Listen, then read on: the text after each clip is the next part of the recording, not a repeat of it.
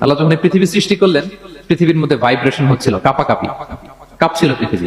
আল্লাহ পৃথিবীর কাঁপাকাঁপি বন্ধ করার জন্য এই পেরেকের মতো পাহাড়গুলোকে পৃথিবীতে ঠুকে দিলেন, কাঁপাকাঁপি বন্ধ হয়ে গেল। এই দৃশ্য দেখে ফেরেশতারা বলে, ইয়া রাব হাল মিন খালকিকা আশাদ্দু আলাল জিবাল। আল্লাহ, পাহাড়ের এত শক্তি, পৃথিবী কাঁপতেছিল, পাহাড় আপনি ঠুকে দিলেন, পৃথিবীর কাঁপাকাঁপি বন্ধ হয়ে গেল।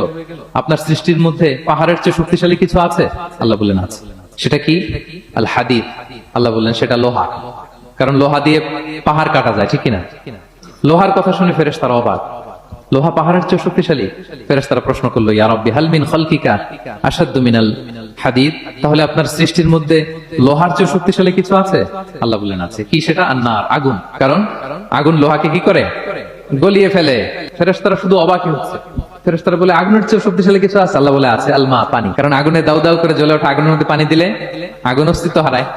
ফেরেশতারা শুধু অবাকই হচ্ছে। তারা বলে, তাহলে পানির চেয়ে শক্তিশালী